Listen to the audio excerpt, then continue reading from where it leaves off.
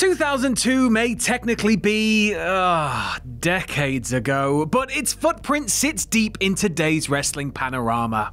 It's the year where the big company gained new competitors, each of them amassing their own cult followings. It's also the year in which the next crop of undoubted Hall of Famers began their trek to greatness. And all the templates for how to divvy up an oversized roster owe a little something to 2002.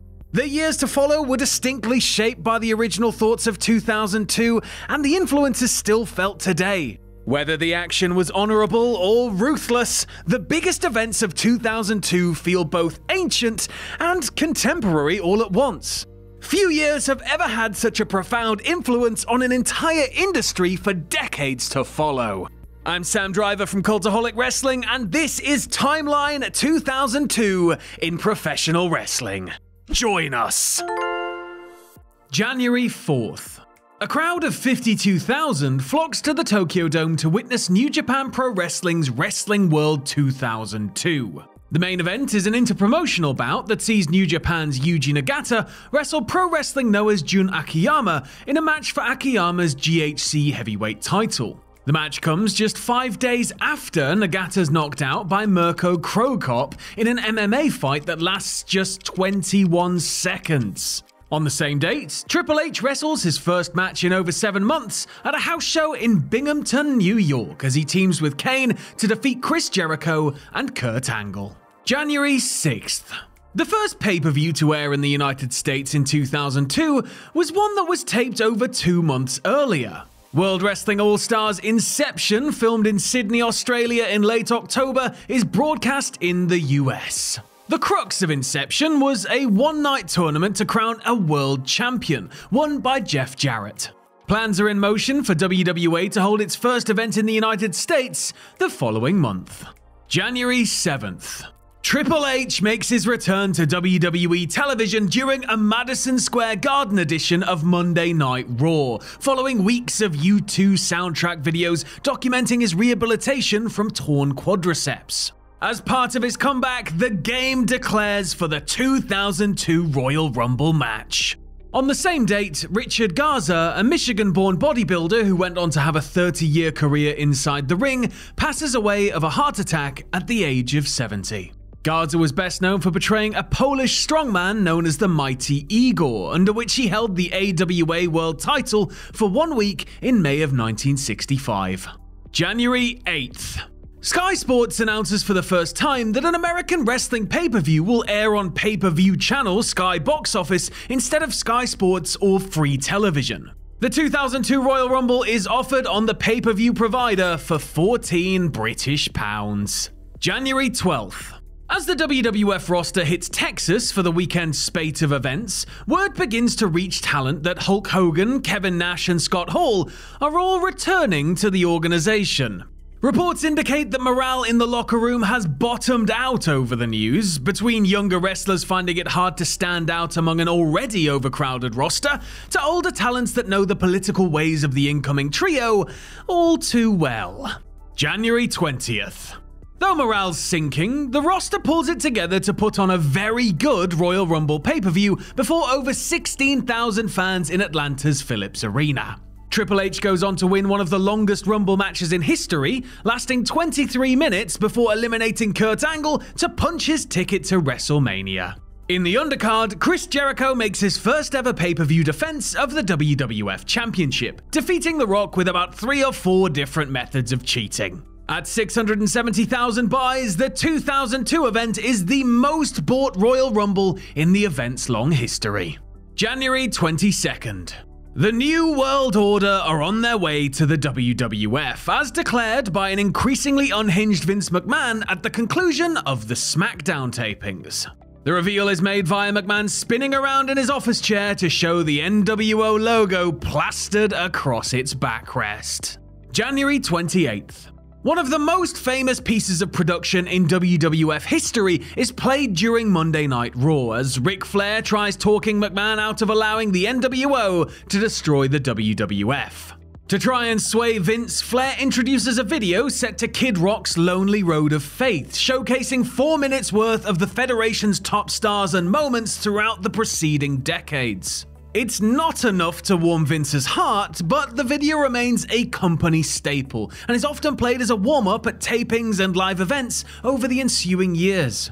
January 31st. On or around this date, New Japan stars Keiji Muto, Satoshi Kojima, and Tokumitsu Ishizawa all leave for All Japan at the expiration of their contracts.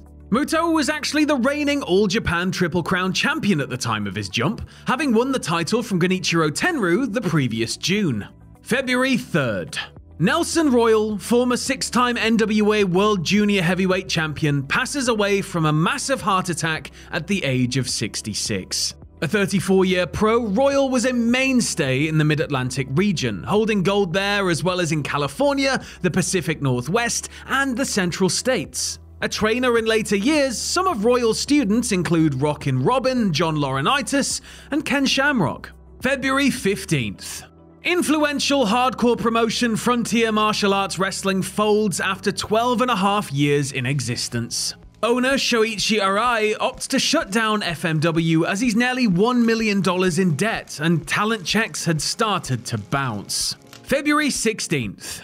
In something of a major upset, 38-year-old mid-level New Japan performer Tadao Yasuda wins the vacant IWGP Heavyweight Championship over Yuji Nagata in a tournament final in Tokyo. The decision to have Yasuda capture the gold was made in large part due to his submission victory over French kickboxer Jerome Le Banner in a mixed martial arts bout on New Year's Eve, as New Japan wanted to capitalize on the large audience that witnessed that fight.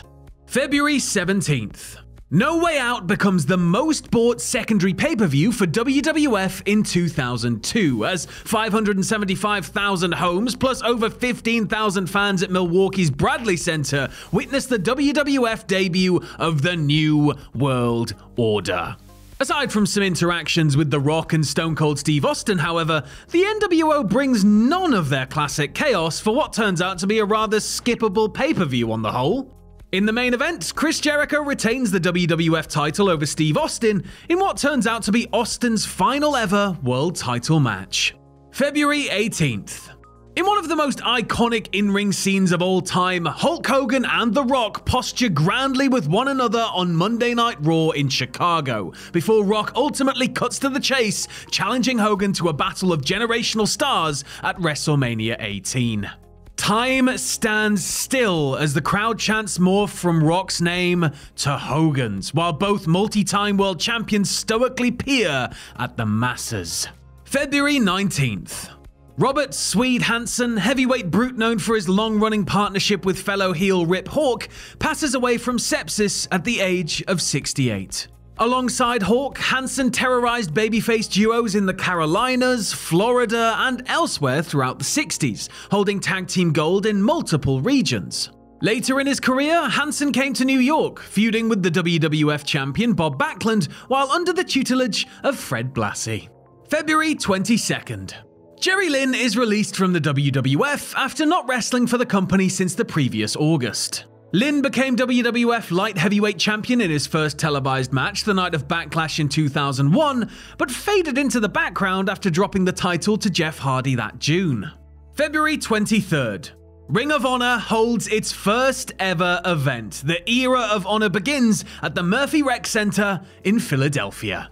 Many top independent wrestlers of the day populate a 9-match card in which Eddie Guerrero wrestles Super Crazy for the IWA Puerto Rico Intercontinental title, and a 3-way match between Low Key, Christopher Daniels, and the American Dragon becomes an instant classic. Meanwhile, in front of 1,500 fans in Los Angeles at XPW's Freefall event, New Jack defeats Vic Grimes in the titular scaffold match. For the finish, New Jack genuinely zapped Grimes with a taser before throwing him off the scaffold down to a stack of tables, which Grimes barely grazed. Miraculously, Grimes sustains only a fractured ankle. New Jack later admits that his actions were revenge for grisly injuries he'd personally sustained in a fall the two men shared at ECW's Living Dangerously in 2000. February 24th. WWA holds what turns out to be their only ever American card, their Revolution pay-per-view before 2,800 fans at Las Vegas's Aladdin Casino. The poorly received event is plagued by numerous issues, not the least of which were no-shows by the likes of Road Dogg, Buff Bagwell, and intended headliner Macho Man Randy Savage, not to mention the Outsiders, who the WWF signed after they'd originally agreed to appear for WWA. In the main event, Jeff Jarrett retains his title over former USWA rival Brian Grandmaster Sexay Lawler. The event is also notable for featuring the first ever pay-per-view matches of AJ Styles, Christopher Daniels, and Low Ki, as well as the debut of Jerry Lynn just days after his WWF release. Meanwhile in Tokyo, Toshiaki Kawada captures the All Japan Triple Crown for the 4th time, defeating Keiji Muto in a 27-minute battle. And in Yokohama, All Japan Women staged their first ever pay-per-view in front of 4,100 fans. In the main event, Manami Toyota captures the WWA World title from Kaoru Ito. February 27th. The World Wrestling Federation loses its appeal in the case regarding the use of the WWF initials. A 3-judge panel in England upholds the original ruling in favor of the World Wildlife Fund. The wrestling side's last resort is an appeal to the House of Lords, the highest possible court. On the same day, Bret Hart turns down an offer to referee the main event of WrestleMania 18 in Toronto. Talks get far enough to where Hart at one point agreed to meet with WWF officials in New York, but ultimately the proposal falls through. March 1st. Hulk Hogan wrestles his first WWF match in 8.5 years, defeating Rikishi at a live event in Tampa before 7,700 fans. March 2nd. The WWF runs its first event in Japan in nearly 8 years, drawing over 16,000 fans and a $1.1 million gate to the Yokohama Arena. The 8-match card concludes with Chris Jericho retaining the WWF title over The Rock. Meanwhile, the annual ECWA Super 8 tournament is held in Wilmington, Delaware, featuring future world champions like AJ Styles, Robert Roode, and Jamie Noble. The tournament is won by California prodigy Donovan Morgan, who defeats Styles in the final round. March 7th. Troy Graham, a Memphis mainstay of the late 70s and early 80s, passes away from a heart attack at the age of 52.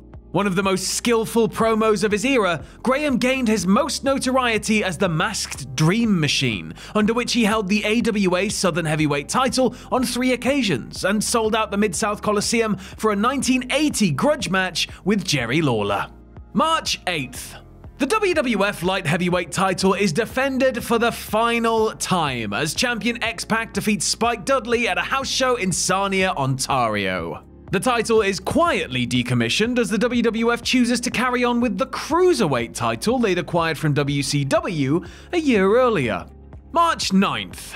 Dan Severn wins the NWA World Heavyweight title from Shinya Hashimoto before 1,600 fans at a 0-1 event at Tokyo's Korakuen Hall. The ending is a scripted screwjob, in which NWA President Jim Miller conspired with referee Fred Rubenstein to fast count Hashimoto after Severn dropped the champion with a German suplex. March 17th. WrestleMania 18 draws a reported 68,000 fans to Toronto's Skydome, with 840,000 households purchasing the event, then the second most in WWF history. On the card, The Undertaker runs his event win streak to 10 matches after toppling Ric Flair in a bloody street fight, while Triple H defeats Chris Jericho to capture the WWF title. In the most talked about match of the night though, The Rock defeats Hulk Hogan in one of the most famous bouts in company history. Though playing the heel leader of the NWO, Hogan's almost unanimously cheered by the stadium crowd for every little thing he does, especially a seismic Hulk-up sequence, while Rock is just soundly booed. Following Rock's victory, Hogan humbly offers him a handshake, facilitating Hogan's face turn and immediate split from the NWO after just 1 month. March 18th. After less than 2 years in WWF developmental, 24-year-old Brock Lesnar debuts on the main roster, brutally attacking Al Snow, Maven, and Spike Dudley during a Hardcore Championship scuffle. Lesnar is seconded by Paul Heyman, who returns as an on-air character after his kayfabe firing following the 2001 Survivor Series. That same day, Steve Austin walks out of the WWF, unhappy with the direction of his character, particularly being away from the world title picture and having to work with an unreliable Scott Hall. March 25th. The WWF initiates its brand extension, divvying up the rosters between the Raw brand run by Ric Flair and SmackDown, overseen by Vince McMahon. Flair's Raw acquires the likes of The Undertaker, the NWO, Rob Van Dam, and Brock Lesnar, while SmackDown picks up The Rock, Hulk Hogan, Kurt Angle, and a yet-to-return Chris Benoit. Tag teams like the Dudley Boys and the APA are split up, while many of the mid-card wrestlers learn their occupational fates via updates on WWF.com after the Raw broadcast goes off the air. Seriously. March 26th.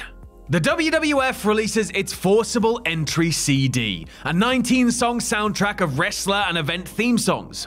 The album features many popular bands from an era decidedly heavy on nu metal and rap rock, including Disturbed, Drowning Pool, Finger 11, and Saliva, as well as the WWF's favorite band, Limp Bizkit. March 28th. Toshiaki Kawada is forced to vacate the All Japan Triple Crown after tearing ligaments in his knee during a trios match 2 nights earlier. April 1st. Eddie Guerrero returns to the WWF less than 5 months after his firing, attacking Rob Van Dam on Monday Night Raw. On the same broadcast, Steve Austin ends his 2-week walkout by appearing in the final segment, opting to sign with the Raw brand. But because he's Austin, he stuns both Vince McMahon and Ric Flair anyway. Of course he did. This Raw also marks the debut of Union Underground's Across the Nation as show theme song, after 5 years of different mixes of Thorn in Your Eye. April 5th. Yuji Nagata defeats Tadao Yasuda in Tokyo to capture his first IWGP Heavyweight title. Nagata will go on to reign as champion for 392 days, the longest IWGP Heavyweight title reign in 6 years. April 6th. While practicing a fight scene for the TV series Dark Angel in which she would perform her signature Hurricanrana, Lita suffers several cracked vertebrae after accidentally being dropped on her head. Lita eventually returns to TV as an announcer for Sunday Night Heat, but the injury sidelines her from the ring for nearly 18 months. April 7th.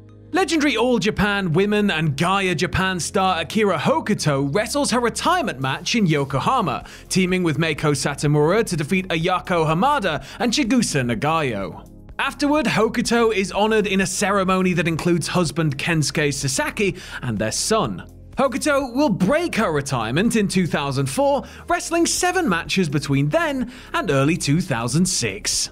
On that same day, after an 8-month reign as GHC Heavyweight Champion, Jun Akiyama drops the belt to Yoshinari Ogawa in Tokyo, shockingly losing in a little over 4 minutes. Also on the same day, Australian strongman Nathan Jones wins the WWA World title from Jeff Jarrett in a 4-way match in Sydney. April 13th. WWA holds their Eruption pay-per-view at Melbourne's Rod Laver Arena. The night is a mixed bag of action, highlighted by the first ever match between AJ Styles and Jerry Lynn, as well as a barbaric cage match between Sabu and Devon Storm. In the main event, Scott Steiner defeats Nathan Jones to capture the WWA World title. On the same date, Genichiro Tenryu wins the vacant All Japan Triple Crown, defeating Keiji Muto in Tokyo. April 14th. 5 days after announcing his retirement due to a diagnosis of intestinal cancer, longtime All Japan and FMW star Kodo Fuyuki teams with Mitsuharu Misawa and Yoshinari Ogawa to defeat Akira Taue, Masao Inoue, and Tsuyoshi Kikuchi in Tokyo at a no event being held in his honor. April 18th. Edward Wahoo Mcdaniel, a prolific football star turned headliner pro wrestler, passes away from diabetes and renal failure at the age of 63.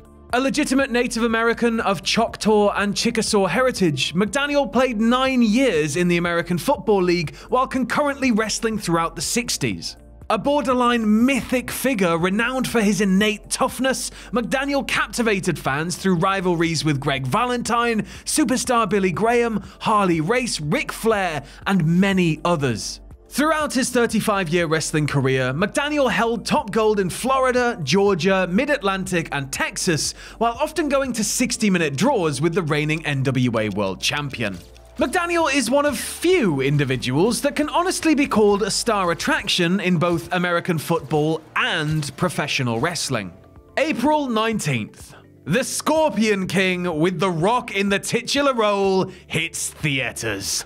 The movie does over $180 million at the box office, triple its budget. 4 direct-to-video sequels will follow over the ensuing decade and a half, none of which feature The Rock.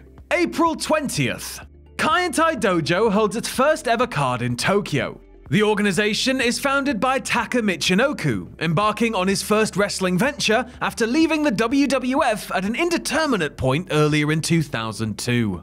April 21st.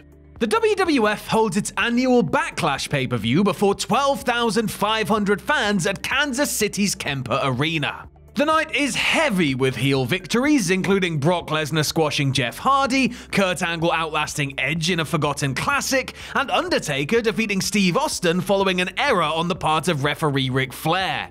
The lone babyface win sees Hulk Hogan win his final, we think, WWF title at the age of 48, defeating Triple H in the main event. April 23rd. 22-year-old Randy Orton wrestles his first televised match for the WWF, defeating Hardcore Holly in under 3 minutes at a SmackDown taping. April 27th.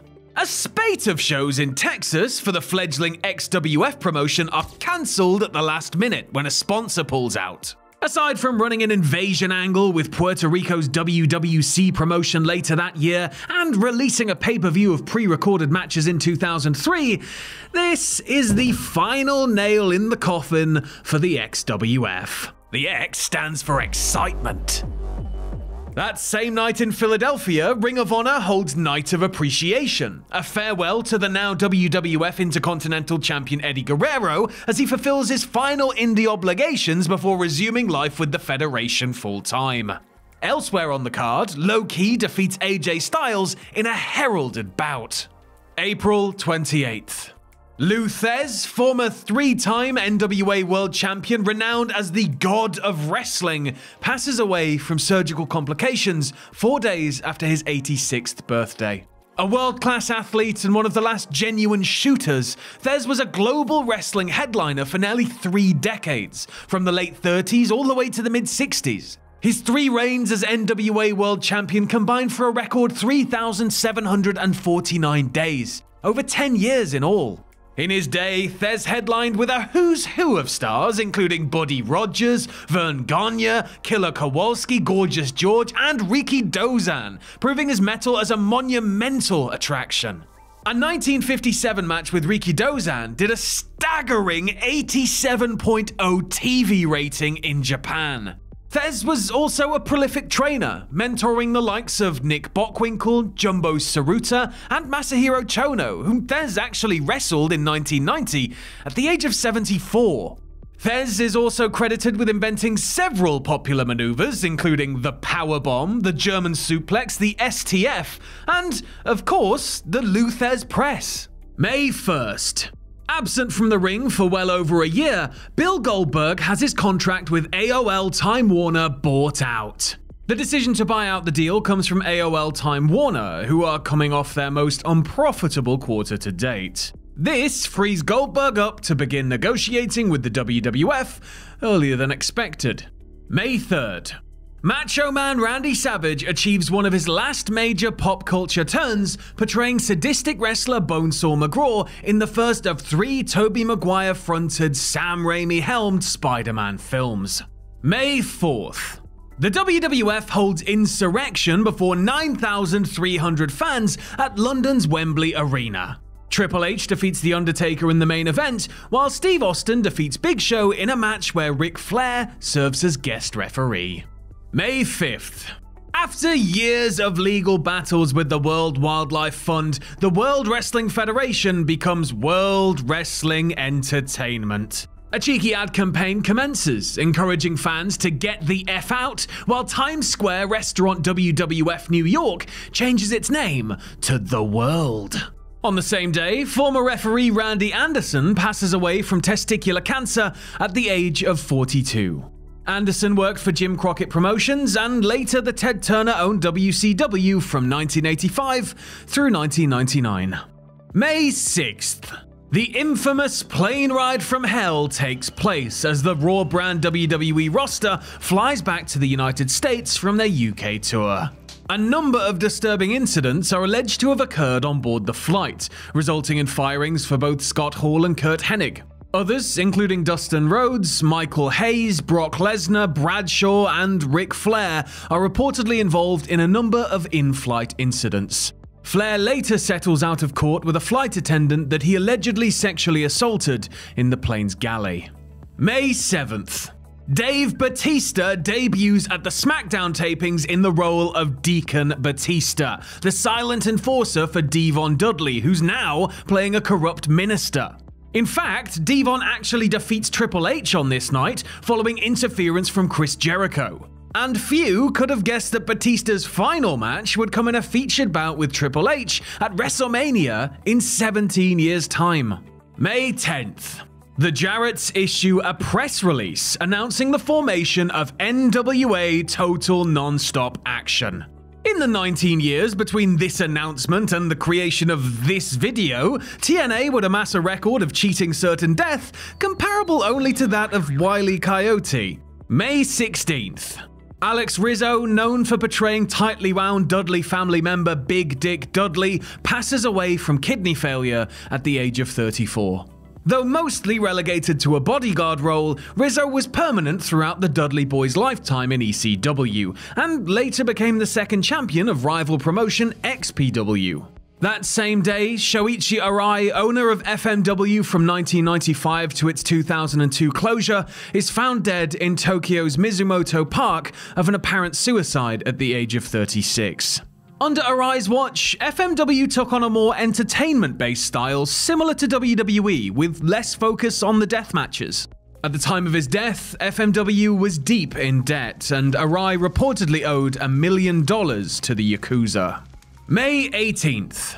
Davey Boy Smith, one half of the famed British Bulldogs who later went on to use a singular version of that name, passes away from a heart attack at the age of 39. Once a junior heavyweight marvel that toured the international circuit, Smith achieved his most fame in the WWF, first teaming with cousin Tom Dynamite Kid Billington in the 80s, and later as a solo star in the 90s. Smith was one of the WWF's biggest international attractions, enjoying high placement on cards in the United Kingdom and the rest of Europe. His biggest career win came at the 1992 SummerSlam, when he defeated brother-in-law Bret the Hitman Hart in a classic battle to capture the Intercontinental title before 80,000 of his countrymen at London's Wembley Stadium.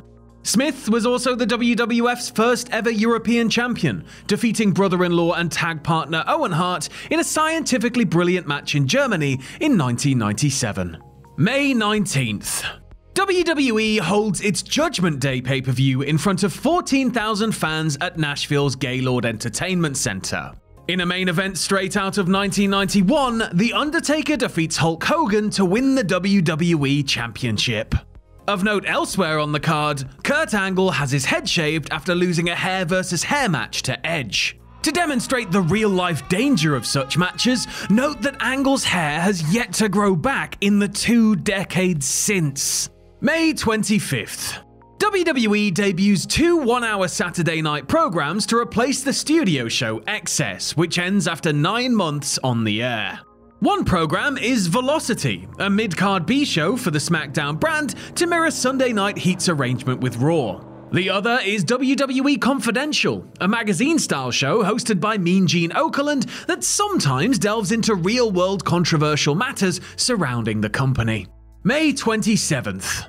11 months after going off to have spinal fusion surgery, Chris Benoit returns to WWE, appearing on Raw in his native Edmonton, even though he was drafted to SmackDown. Initially treated as a returning hero, Benoit turns heel by night's end, aiding Ric Flair and Eddie Guerrero in beating up Steve Austin. This angle comes shortly after Guerrero drops the IC title to Rob Van Dam in a fondly remembered ladder match. May 28th. Due to an inability to appear at NWA TNA's first pay-per-view, NWA champion Dan Severn is stripped of the title. May 30th. The second season of WWE Tough Enough sees 2 female winners, prompting confusion from many, as the impression was that there'd be 1 female and 1 male winner. Regardless, Linda Miles and Jackie Gader win the competition, beating out Jake Sokolov and Kenny Lane, later known as Kenny King, in Ring of Honor and TNA. June 3rd. Shawn Michaels makes a surprise return to WWE television, revealed as the newest member of the New World Order. It's Michaels' first appearance in any sort of active WWE capacity in 2 years. June 5th. Koji Kanemoto wins the 2002 Best of the Super Juniors, becoming the second 2-time winner after Jushin Thunder Liger. After outlasting Liger and the others to win Block A, Kanemoto defeats Block B winner Minoru Tanaka to win the tournament. June 10th. Steve Austin walks out of the WWE for the second time in 2002, though this walkout will last far longer. Still dissatisfied with the creative plans for him, Austin balks at wrestling Brock Lesnar on that night's Raw, believing that the match is one that should be built to instead of being thrown out unannounced on free TV. As a result of Austin's walkout, WWE hastily ends the feuding co-owner angle between Vince McMahon and Ric Flair that night by having McMahon win full control of WWF after beating Ric Flair in a match. June 11th. Owed to a neck injury sustained months earlier, 46-year-old Diamond Dallas Page announces his retirement from wrestling. Within 2 years, the future yoga guru returns to the ring, wrestling a 6-month spell for TNA and in occasional matches since then. June 15th.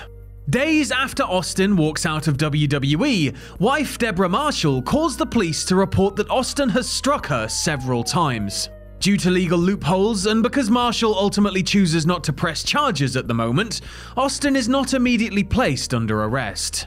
That night, Major League Wrestling holds its first ever event, Genesis, at the former ECW Arena in Philadelphia. Shane Douglas wins a one-night tournament to become the group's first champion, but then, in a recreation of his winning the NWA World Title Tournament in 1994, Douglas throws down the MLW title, refusing to defend it.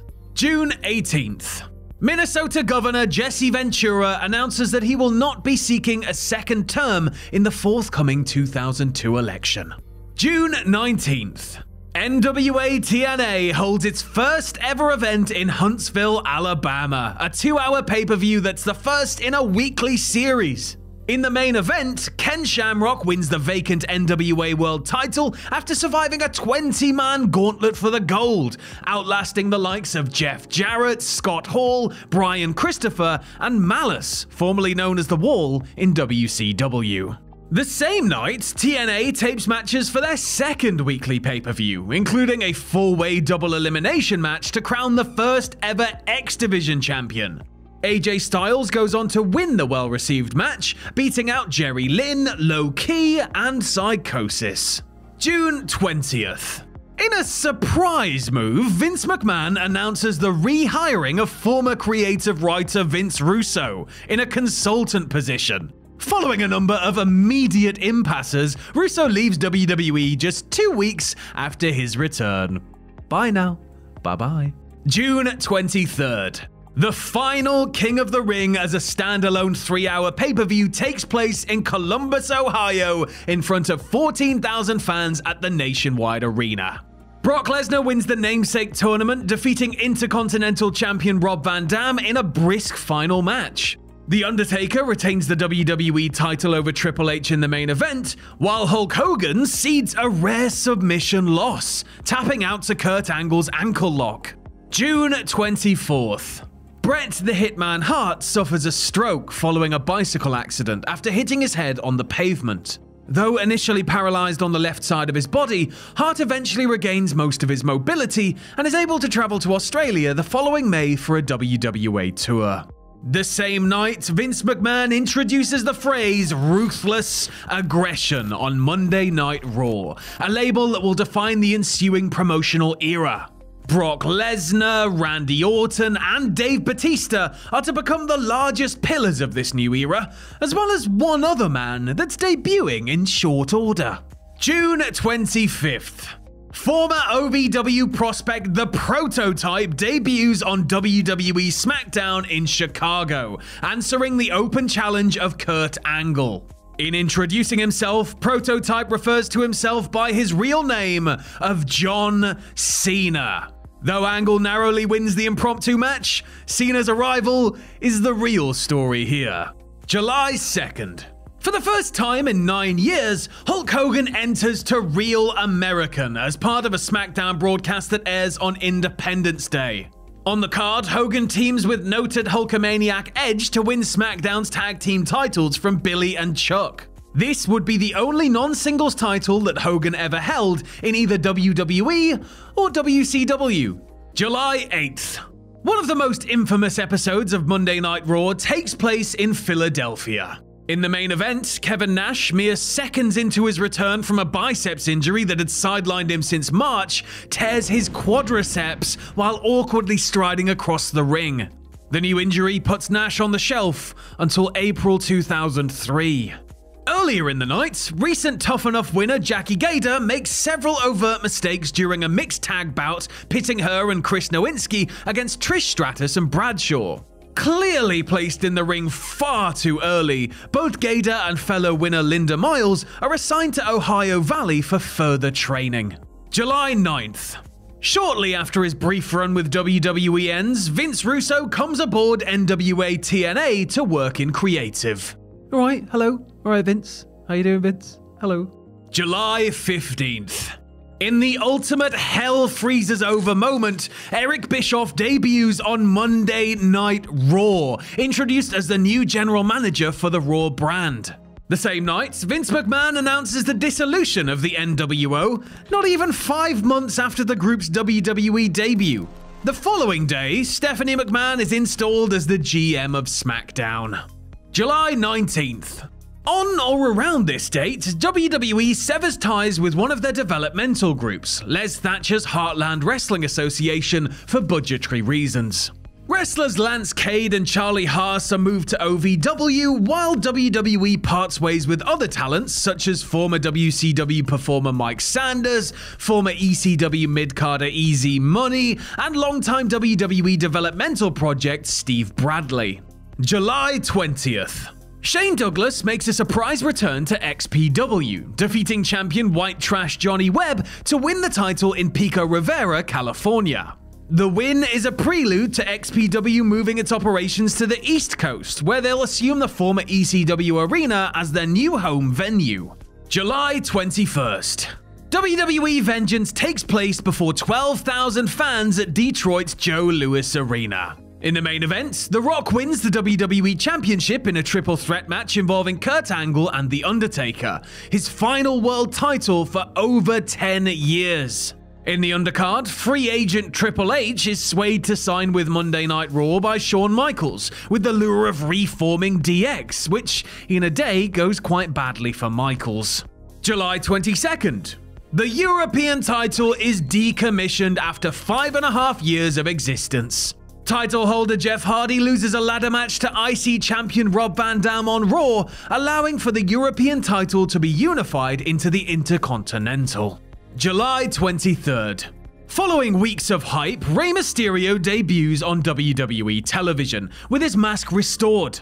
For his TV debut, Mysterio defeats Chavo Guerrero in a 6-minute outing. Later in the night, following the main event, Mysterio dives off the top of a steel cage onto Lance Storm and Christian. July 27th. The first ever Ring of Honor World Champion is crowned at the appropriately named event, Crowning a Champion. Low Key becomes the first title holder, winning a 4-way 60-minute Iron Man match over Christopher Daniels, Doug Williams, and Brian Spanky Kendrick in Philadelphia. July 30th. NWA TNA files suit against pay-per-view consultant Jay Hossman, alleging business fraud. The Jarretts contend that Hossman wrongfully inflated the number of buys done by TNA's early weekly pay-per-views, which led to the Jarretts overspending, thinking their pay-per-view business was better than it actually was. July 31st. WWE announces the creation of WWE Films as an attempt to expand their commercial output. The first movie under the WWE Films banner, The Rundown, starring The Rock, will commence production in September. August 1st. Don Owen, longtime wrestling promoter of Portland and the Pacific Northwest, passes away at the age of 90. Owen's time as a promoter spanned over half a century from the 30s all the way to 1992. He inherited full control of the Portland territory from Father Herb upon his passing in 1951. The folksy, laid-back Owen gained widespread reputation as one of the better payoff men in the industry. On the same day, recent CZW champion William the Messiah Welch was attacked in his apartment by two intruders, who cut off one of his thumbs with a pair of garden shears.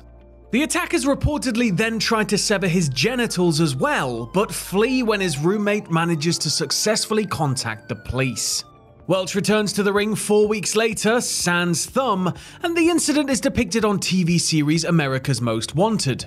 As of this video, the assailants have never been apprehended. In lighter news, WWE opens WWE Niagara Falls, a retail store selling all sorts of company merchandise, and it's also home to an amusement park ride known as the Pile Driver. August 7th. Ron the Truth Killings becomes the first black NWA World Heavyweight Champion when he defeats Ken Shamrock on a weekly TNA pay-per-view at the Nashville Fairgrounds. August 10th. WWE draws 56,000 fans to Melbourne's Colonial Stadium for Global Warning, the promotion's first event in Australia since 1986. The Rock retains the WWE Championship in the main event, defeating Triple H and Brock Lesnar in a triple threat match. August 11th. Masahiro Chono wins his fourth G1 climax after outlasting Yoshihiro Takayama in the final match. Chono previously won the tournament in 1991, 1992, and 1994. August 14th. Steve Austin turns himself into police and is charged with assault causing bodily injury. Though the charge is a Class A misdemeanor, Austin faces a maximum of 1 year in jail and $4,000 in fines.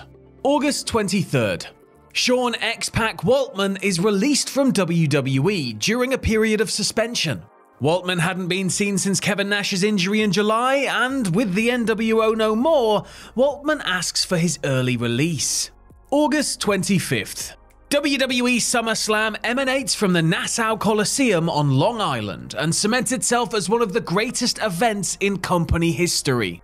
Nearly 15,000 fans witness a historic card filled with excellent matches, including an electric Kurt Angle-Rey Mysterio opener and a show-stealing unsanctioned match in which Shawn Michaels, wrestling his first mainstream match in over 4 years, vanquishes Triple H in a heated bloodbath. In the main event, Brock Lesnar becomes the youngest man to hold the WWE title, as the 25-year-old needs only one F5 to put down The Rock. With the loss, Rock returns to Hollywood, leaving the company without both he and Stone Cold for the remainder of 2002. August 26th. The WWE title becomes exclusive property of SmackDown, as in the storyline on that night's Raw, Stephanie McMahon signs Brock Lesnar to an exclusive deal. The same night, the Hardcore title is absorbed into the Intercontinental title, as Rob Van Dam defeats fellow ECW alum Tommy Dreamer before an appreciative New York crowd. August 30th. Bill Goldberg wrestles his first matches in over a year and a half, taking part in All Japan's Royal Road 30 series of events. On this date, he defeats Satoshi Kojima in 4 minutes before going on to defeat Taiyo Kea in a match of similar length the following night. August 31st. XPW runs the ECW Arena in Philadelphia for the first time, holding Hostile Takeover. A number of ECW alums fill out the card, including The Sandman, Super Crazy, Little Guido, and Psychosis, along with many XPW regulars. In the main event, XPW champion Shane Douglas goes to a no contest with longtime rival Terry Funk. The bout halted when Funk suffers a gash on his arm so severe that the tendons are visible. In a show-closing promo, Douglas claims to be the new owner of the ECW arena and said that if CZW or the Blue Meanies 3PW promotion ever wanted to run the building, they'd have to kiss his ass. September 2nd. The World Heavyweight title is introduced to the Raw brand by Eric Bischoff, with the WWE title now exclusive to SmackDown. Bischoff awards the title to Triple H by virtue of Helmsley's winning of a #1 contenders match prior to Lesnar's move to SmackDown. September 6th. Chyna, under her real name of Joni Laura, wrestles her first match for New Japan Pro Wrestling, one of 13 bouts that she'll take part in between this date and mid-December. Most of her bouts with New Japan are tags and trios matches, the first of which sees her, mixed martial artist Justin McCauley, and Shane Sewell defeat Jushin Thunder Liger, Masahito Kakihara, and Yuji Nagata in Kanazawa, Japan. September 7th. Yoshihiro Takayama defeats Yoshinari Ogawa to capture the GHC heavyweight title at a Pro Wrestling Noah event in Osaka. September 10th. WWE stages a commitment ceremony with tag team partners Billy and Chuck at a SmackDown taping in Minneapolis. The publicity stunt actually results in the team appearing on NBC's Today Show, where a gift is given to them by a spokesman for GLAAD. Of course, the ceremony ends without Billy and Chuck actually wedding each other, and in fact results in a beatdown by Turncoat Rico and 3-minute warning, orchestrated by Raw GM Eric Bischoff, who is disguised under heavy latex makeup as an elderly justice of the peace. On the same taping, Hardcore Holly sustains a broken neck after a powerbomb spot gone wrong while working with Brock Lesnar. The injury will sideline Holly for over a year. September 18th. The weekly TNA pay-per-view becomes extremely DX heavy, with the debuts of X-Pac and BG James, the former X-Pac, and Road Dogg.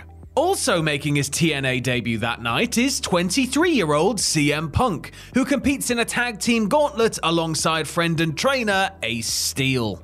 September 21st. Flyboy Rocco Rock, one half of the Public Enemy with Johnny Grunge since 1993, passes away of a massive heart attack while en route to an independent event in Philadelphia at the age of 49. A 24-year pro, Rocco Rock gained his most fame teaming with Grunge in virtually every major promotion and top indie of the 90s and early 2000s, making their mark with comical promos and their penchant for table breaking. The two held ECW's tag team titles on 4 occasions and reigned once in 1996 with WCW's belts.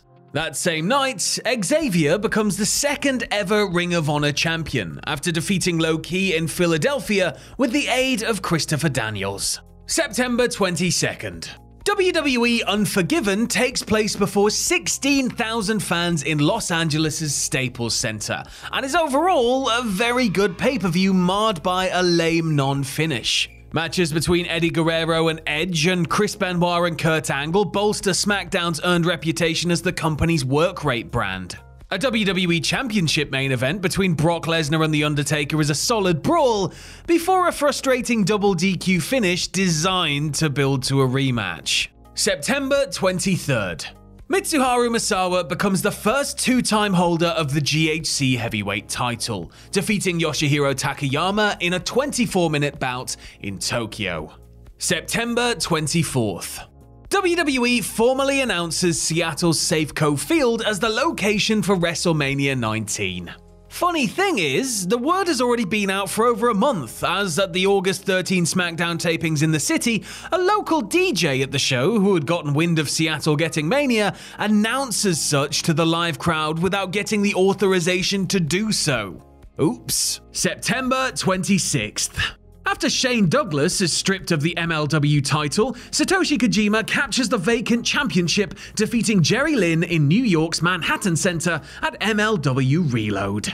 September 27th. Both Mike Awesome and Sean Stasiak are released from WWE. Awesome had returned from injury layoff in the summer of 2002, with the company reportedly unhappy with the shape that he came back in. Stasiak had flopped with a weird rhyming character called Planet Stasiak that year, and in fact never wrestles for a major organization again. October 5th. XPW signs a 3-year lease with the former ECW arena, giving them exclusivity on the building through the end of 2006. October 7th. WWE introduces Raw Roulette, a night-long take on WCW's old spin the wheel make the deal premise, in which a game show wheel filled with gimmick bouts spices up the usual Raw. Over the 2-hour broadcast, fans are treated to a cage match, a street fight, a TLC match, and more. Oh, and Triple H informs us that Kane once murdered a cheerleader, so pretty big night in all, yeah. October 9th. In a moment that feels as surreal now as it did then, Chris Rock makes about a 40-second cameo at the Nashville Fairgrounds for the weekly TNA pay-per-view, at which he's filming a scene for the movie Head of State. Rock enters the ring, puts over TNA, and then gets the hell out of there faster than you can say grown-ups too. October 14th. New Japan Pro Wrestling commemorates 30 years of operation by drawing 50,000 fans to the Tokyo Dome for an event entitled The Spiral. Of note from the 6-hour card, IWGP Heavyweight Champion Yuji Nagata defeats Kazuyuki Fujita, Masahiro Chono defeats Joni Laura, and Bryan Danielson and Jushin Thunder Liger compete on opposite sides of a trios match. The big story is the first ever match for charismatic heavyweight Bob Sapp, who defeats Manabu Nakanishi via countout. October 16th. Stories begin to emerge about a possible super fight between WWE Champion Brock Lesnar and undisputed heavyweight boxing champion Lennox Lewis. Vince McMahon goes as far as to reach out to the Nevada State Boxing Commission to open preliminary discussions. The fight never comes to pass, however, and Lewis will only fight once more before retiring in 2004. October 18th. After spending the majority of the year in serious need of a liver transplant, superstar Billy Graham finally receives one in a successful 3-hour operation. The organ comes from a 26-year-old woman that had just died in a car accident. October 20th. WWE No Mercy, emanating from Little Rock's All-Tel Arena in front of 10,000 fans, is all about the championships. After 23 years of existence, the Intercontinental title is briefly retired, being absorbed by the World Heavyweight title after Kane loses to Triple H in a unification match. In the main event, WWE Champion Brock Lesnar defeats The Undertaker in one of the most brutal Hell in a Cell matches of all time. Introduced that night are the WWE Tag Team Titles, exclusive to the SmackDown brand. In a tournament final for those belts, Kurt Angle and Chris Benoit defeat Edge and Rey Mysterio in an all-time classic, which wins Match of the Year awards from several outlets. October 21st. Necrophilia.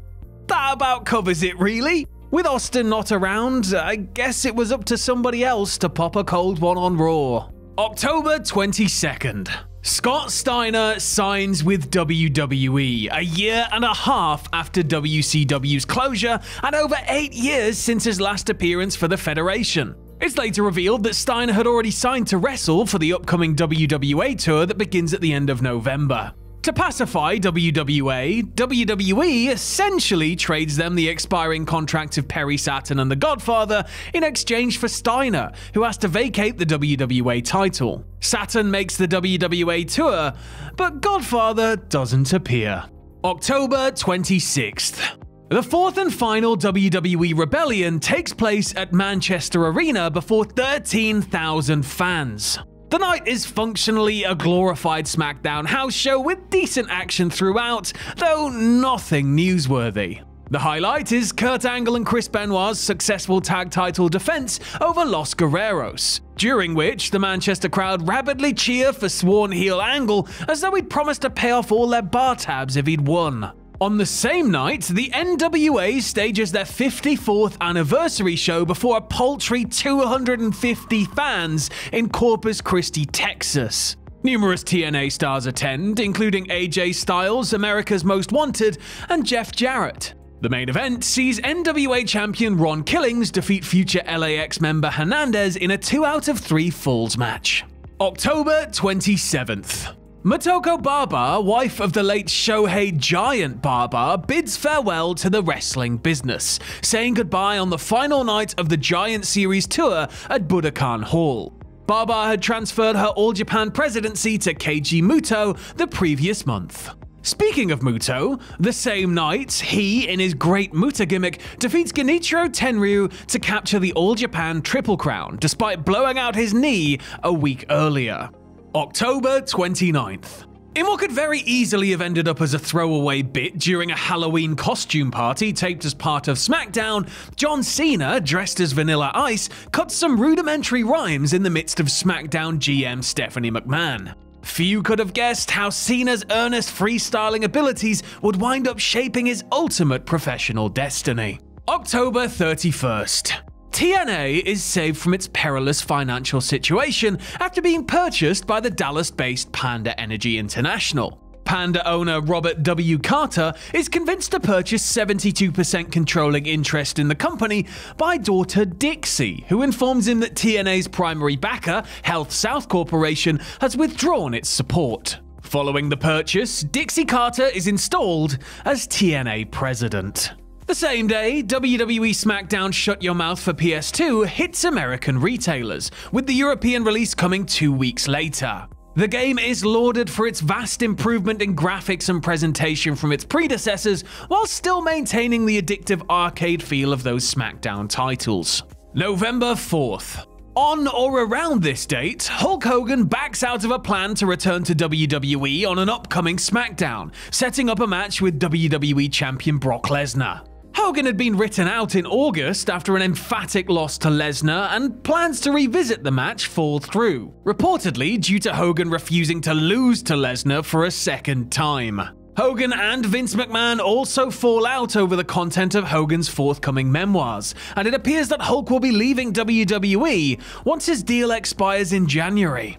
November 12th. WWE Anthology, a 3-disc set boasting 86 tracks from WWE's expansive music library, hits stores. You see, kids, in the days before Spotify, for wrestling music fans, Anthology was like when a crate of money just falls off the back of an armored truck and you find it first. November 16th. The ECWization of XPW continues, as Joey Styles is introduced as the promotion's new announcer in Philadelphia at Exit Sandman. It'll be the only XPW event Styles calls, however, as he resigns before the following month's card. As the event name implies, the Sandman was intending to retire from the ring at night's end. However, in a swerve, Sandman decides to not retire, thus rendering the name Exit Sandman moot. November 17th. Nearly 18,000 fans flocked to New York's Madison Square Garden for the 2002 Survivor Series, considered one of the seminal events of the early Ruthless Aggression era. Unforgettable moments transpire from the re-debut of Scott Steiner to the surprise reformation of the Dudley Boys. Both world titles change hands on the night as Big Show upsets WWE Champion Brock Lesnar after Paul Heyman double-crosses his client. In the main event, Shawn Michaels wins the first ever Elimination Chamber to capture the World Heavyweight title, last pinning Triple H. The match, while good, is marred by misfortunes, including Triple H sustaining a horrific throat injury and some confusion stemming from the pods opening out of the planned order. November 20th. Jeff Jarrett becomes NWA World Champion after defeating Ron Killings in Nashville with an unsolicited assist from the masked Mr. Wrestling 3. The intruder removes his hood to reveal himself as none other than Vince Russo, prompting commentator Mike Tenay to drop a heavy S-bomb over the headset. November 22nd. Recent NWA World Champion Ken Shamrock loses via third-round corner stoppage to UFC Light Heavyweight Champion Tito Ortiz at UFC 40 before over 13,000 fans at Las Vegas's MGM Grand Garden Arena and drawing a $1.5 million gate. The level of hype surrounding the Ortiz-Shamrock fight, as well as the organization's radical upgrade in production value, signifies a major turning point for UFC in legitimizing itself as a force in the pay-per-view market. November 23rd. Billy Joe Travis, a regular in the Memphis wrestling scene of the 80s and 90s, passes away from a heart attack at the age of 41. Once part of a promising young babyface duo with Jeff Jarrett, Travis racked up tag team gold in Continental Wrestling and went on to hold the USWA Southern Heavyweight title for 1 month in 1997. November 25th. Steve Austin pleads no contest to the domestic assault charges from earlier that year. As part of his plea agreement, Austin is placed on 1 year's probation, fined $1,000, and has to undergo counseling and complete a 6-month family violence course. One of the other terms is that Austin must abstain from alcohol for 1 year, to which it was actually discussed during the proceedings if Austin is allowed to consume post-match beers as part of his in-ring character. November 28th. Sting and Lex Luger both wrestle their first matches in over a year and a half, teaming up on WWA's latest European tour. Together, they defeat Buff Bagwell and Malice in the main event of a card in Dublin. November 29th. Jeff Peterson, an ascending indie wrestler that split time between Northeast and Florida promotions, passes away at the young age of 21 after battling leukemia for over 2 years. In Peterson's memory, the Jeff Peterson Memorial Cup is staged every year from 2003 to 2012, with a who's who of indie standouts taking part. Select winners through the years include Chris Sabin, Chris Hero, Sami Callihan, and Samurai Del Sol, the future Kalisto. The tournament was used to benefit various cancer charities in the state of Florida. November 30th. Tim Woods, portrayer of Mr. Wrestling and one of the most famous masked men in American wrestling history, passes away from a heart attack at the age of 68. A frequent challenger to the NWA World Heavyweight title, Woods reigned twice as NWA Florida Heavyweight Champion and 3 times as NWA Georgia Heavyweight Champion. Woods was badly injured in the same 1975 plane crash that paralyzed Johnny Valentine and severely injured Ric Flair. As the story goes, Woods, the only babyface wrestler on the plane, checked out of the hospital prematurely to avoid the kayfabe-fed public from finding out that he was sharing a ride with his on-screen enemies. Despite being in critical agony, Woods returned to the ring after just 2 weeks to dispel any possible stories that he was on that plane. December 4th. Rowdy Roddy Piper makes an unadvertised appearance for TNA, which garners headlines for his bizarre, rambling promo in which he accused heel showrunner Vince Russo of killing Owen Hart 3 years prior. December 6th. Lex Luger wins the vacant WWA World Heavyweight title at WWA's Retribution in Glasgow after defeating Sting in a match that runs barely 7 minutes. December 13th. Luger reigns as champion for only 1 week as Sting captures the WWA title in Zurich after defeating Luger and Malice in a 3-way match. December 15th.